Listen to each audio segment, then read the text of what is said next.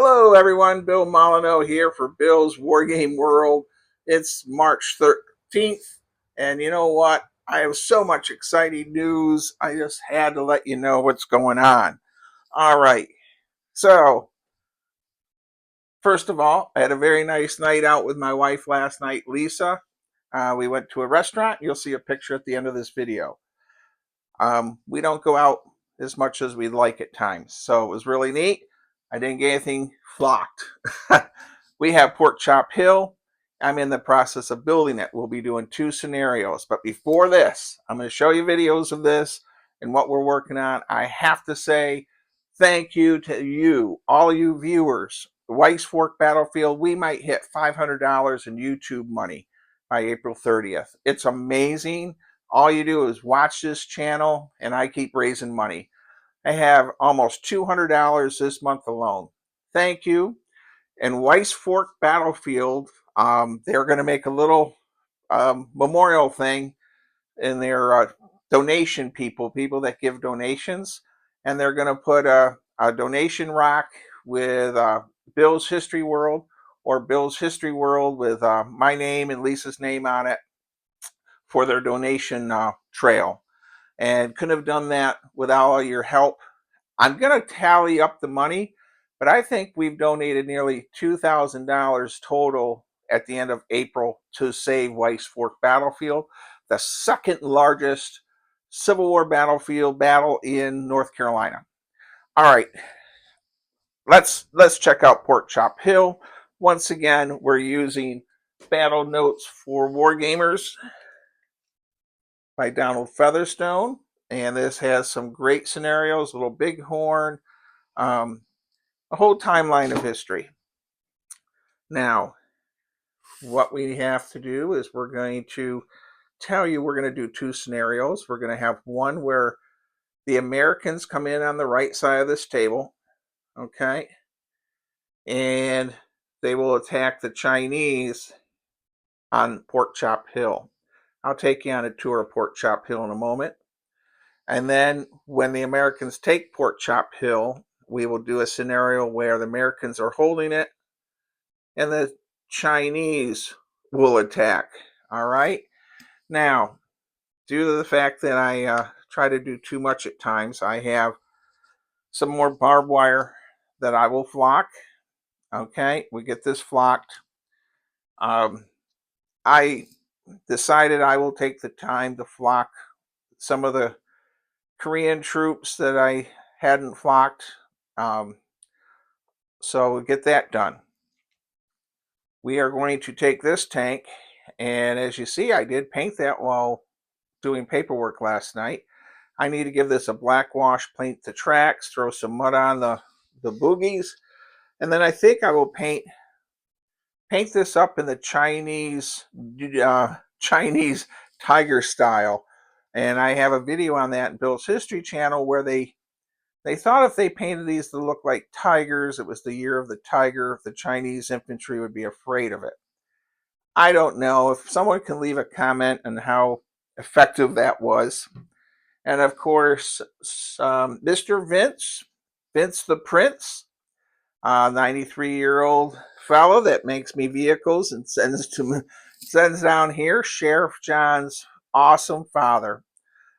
This will be in the attack and the defense. We're going to put it in both scenarios. And for those of you that are purists, in Bill's basement, anything goes at times. So we're going to have a great time with this. And if Mr. Vince in Broome County, New York, if you watch this, I'll try not to let this thing get blown up as fast as some of your other armor you've sent to me. All right. So a lot going on in Bill's basement. And my wife's been feeling pretty darn good. We have some stress. She is a federal employee. I'm not going to say more than that, but I think you can figure out why we're having some stress at our house. All right, let's go take a look at the entrenchments from the entrenchment side. Okay, from the entrenchment side, we have a homemade pillbox, and that's what it looks like. I don't know why I picked it up. The lid comes off. That was sort of funny. All right. And then we have some entrenchments, and I'm using the Tarawa trenches. I'm not repainting them or anything else, and they will probably be used for Iwo Jima. And then we have some barbed wire. So this is how our pork chop hill would look. And this is the little hill of the pork chop. All right. Now, coming along, we have our entrenchments here. Now, this here is a BMC building. This can be used for, this is the Teddy Roosevelt building for San Juan Hill. We got the roof and the veranda for it. But right now it's being used as that bunker. And by the way, I'll make sure I have some raisins. Okay. And if you haven't watched the movie Pork Chop Hill, please do. It's a great movie. Very realistic, I think. And so from this point of view, we're going to bring the camera over and look at the side of the bunkers if you were attacking from the front. Okay. And for those of you out there, I just do the best I can with what I have and in my world. And I have to say, I do think this is coming out pretty darn good for all things considered. I'm sure Kevin and Walt, the chuckleheads, will say so also. And I'm going to be talking to the wife to see if I can organize some of the chuckleheads to come to this game in the coming month. All right, so those of you that like to hear all of us argue over rules and figures and such, that is going to be discussed here at the house. All right, so here's our flank over here. And, you know, I could throw lichen on these trenches, but it is what it is. I use them for Tarawa and all kinds of stuff. So they're multi-use things. Now, as far as our figures go, I have about 60 figures to flock. These are all from the BMC company. All right.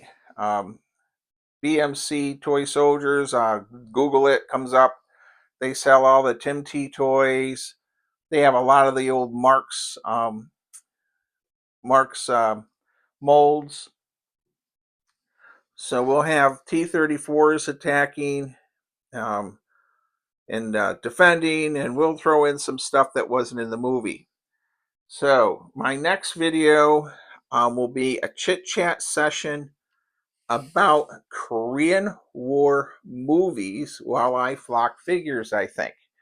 So I'll write up my list. There are a lot of black and white, very realistic Korean War movies. Steel Helmet comes to mind, and several others. And Michael Caine was in the Hill of Hell or something it's called, and that was one of his first movies prior to Zulu. And he did fight in the Korean War. And he said those Sten guns from World War II that were still used in the Korean War were terrible. All right, so that's my plan for my next video here. All right, so that's my plan for my next video. We will lay out some troops, and I'm going to start flocking the last of the Chinese and a few of the Americans I think that need flocking. But you know what? My timeline, I'm doing pretty darn good. We may go to Virginia this weekend if my wife is up to it. She hasn't been there since Christmas. So the plan is flock more Chinese. Jim Shaw has some more for me to pick up next week or two.